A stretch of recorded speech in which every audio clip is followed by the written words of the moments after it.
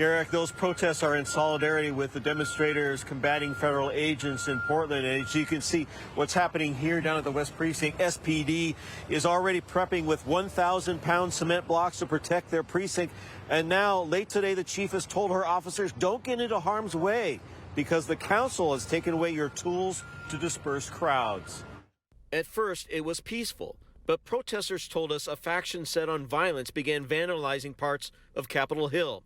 About 150 people, police say, broke windows, looted, and tried to set buildings on fire. Then they just stopped. Police stayed away while the vandalism happened. But more scheduled protests are coming, starting in Tacoma tomorrow afternoon, Olympia, a big one in Seattle, and all the banners show confrontations with police. This afternoon, SDOT crews began constructing a cement fortress around the entrance to SPD's West Precinct, boarding up windows that are exposed to the street. And now tactics are changing. There's a court order preventing SPD from using chemical and kinetic methods to disperse crowds. And that means no tear gas, flashbangs, and other non-lethal methods except pepper spray. And the mayor's request to prevent a permanent ban passed unanimously by the city council from taking effect on Sunday was declined by federal judge James Robart, which has prompted an alarming email by the chief of police to her officers, knowing these tactics are no longer available to her officers. She writes, I want to be clear that I will never ask you to risk your personal safety to protect property without the tools to do so in a safe way. And I cannot ask any of you to do this work limited only to your sidearm, baton, and body as tools. These are not tools that are reasonable in modern policing for crowd control. Before the council passed the ban, she addressed the council. Which is why I'm asking the city council, I'm imploring them to have a public safety mindset and to think about what options are available to cause the least amount of harm or hurt to an individual or individuals when responding. And the council is feeling pressure too, including death threats regarding their positions on defunding SPD. When it does cross into, profanities at children or the letters and comments that we've been receiving about death threats and the such, I think that it is really hard for our body as a whole to continue to move forward in a proactive and progressive manner. Mary, we're being told that these tactical teams are in place just in case. Now, other agents may have already been stationed here, and they can be quickly reassigned to protect federal property or possibly address protest activity. Seattle may not see federal officers taking up positions the same way as they have in Portland, but they are here and they are ready to go.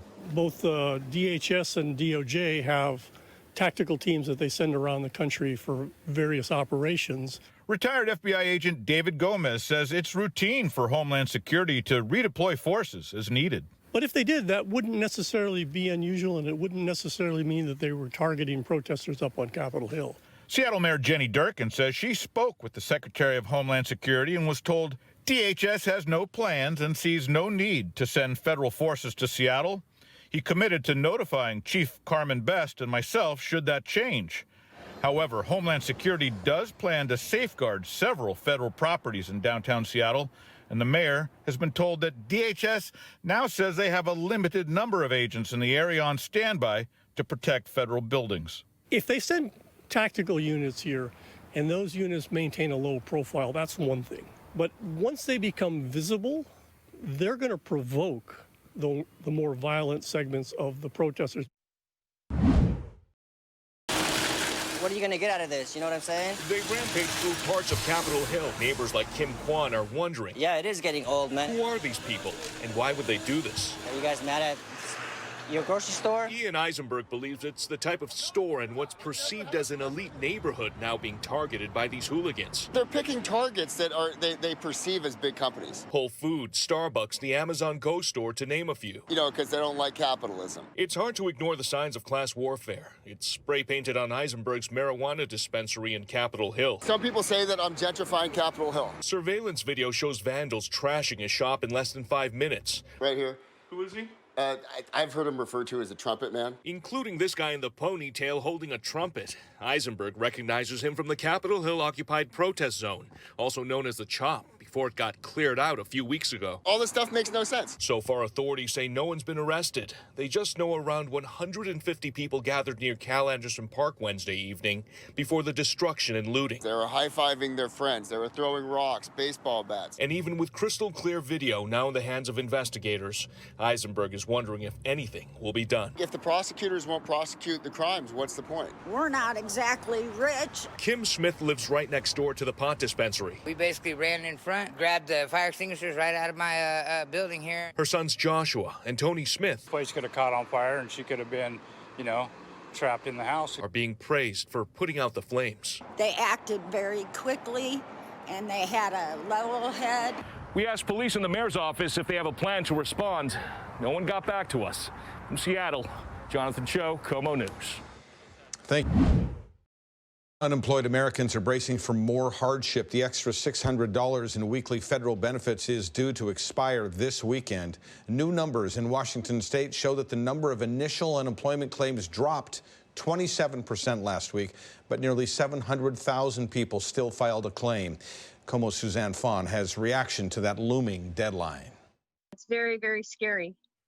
I knew this day would come. Susie Thompson of Snoqualmie doesn't know what she's going to do to get by when that extra $600 weekly jobless benefit from the federal government disappears. She's a truck dispatcher who's been out of work since March. Just being able to make ends meet. I think it's just been, the $600 helps a lot, of course. Jeremiah Saldate is waiting and hoping to return to work soon at the Edgewater Hotel. But until then, he says, it's definitely scary. Like I said, for me, not as much because I have, I think, enough money saved up until I can return to work. Today, Washington State's Employment Security Department says losing that federal funding is going to make things more complicated for laid-off workers. I know a lot of people in the Seattle area and in America in general are living month to month in life. So far, billions of dollars available under the Federal CARES Act have been distributed to hundreds of thousands of unemployed Washington state workers.